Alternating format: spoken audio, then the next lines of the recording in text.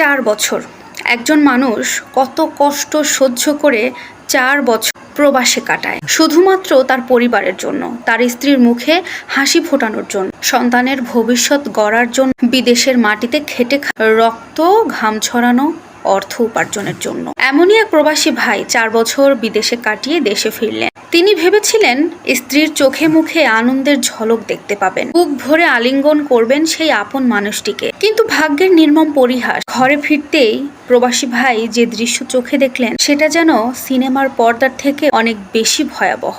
স্ত্রীর কোলে 3 মাস বয়সী এক শিশু। প্রবাসী ভাই স্তব্ধ হয়ে গেলেন। 4 বছর ধরে প্রবাসে থাকার পর এই 3 মাস বয়সী সন্তানের আগমন ঠিক কিভাবে সম্ভব? প্রশ্নে ভেঙে পড়ল প্রবাসী ভাইয়ের সংসার।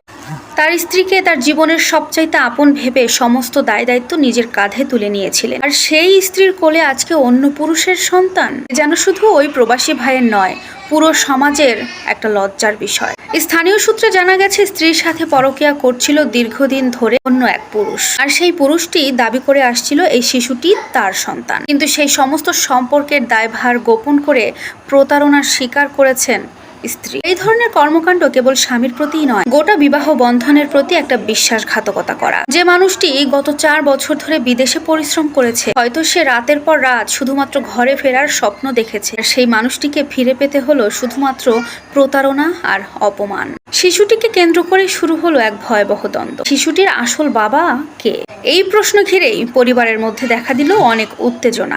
এক পর্যায়ে কেন্দ্র হয়ে ওঠে সেই পরকীয়ার পুরুষটি। যে মানুষটি তার জীবনের সোনালী সময়টা কাটিয়েছেন দেশের বাইরে, প্রবাস জীবনে, শুধুমাত্র তার পরিবারের জন্য, তার স্ত্রীর জন্য স্বপ্ন বুনেছেন আলাদা একটা জায়গায় থেকে, কষ্ট করেছেন, পরিশ্রম করেছেন। এই 4 বছর প্রবাস জীবনে সে কত স্বপ্ন বুনেছে, কত পরিকল্পনা করেছে। একটাবার ভাবুন তো, একজন প্রবাসীর জীবন কতটা কষ্টে পার হয়, কেমন করে কাটে তাদের জীবন। একটা প্রবাসী তার পরিবারের প্রত্যেকের চাহিদা মেটাতে নিজের চাহিদাগুলো ভুলে যায়, নিজের পছন্দ, নিজের ভালো লাগা সবকিছু ভুলে যায়, বিদেশের কোনো এক প্রান্তে একা বসে কাঁদে প্রিয়জনের মুখ মনে করে। কিন্তু সেই ভাই, সেই মানুষটি তার দুঃখ গোপন রাখে সেই প্রিয় মানুষদের কাছ থেকে। আর সেই মানুষটি যখন দেশে ফিরে একটু ভালোবাসার প্রত্যাশা করলেন, তখনই পেলেন সবচাইতে বড় একটা আঘাত। এই প্রবাসী ভাইয়ের মৃত্যুটি শুধু মৃত্যু নয়, একটা হত্যা, স্বপ্ন ভঙ্গের একটা হত্যাকাণ্ড, একজন প্রবাসীর জীবনের প্রতি অবহেলা। এটি একটি পরিবারের বিশ্বাস ভাঙার ভয়ঙ্কর মূল্য।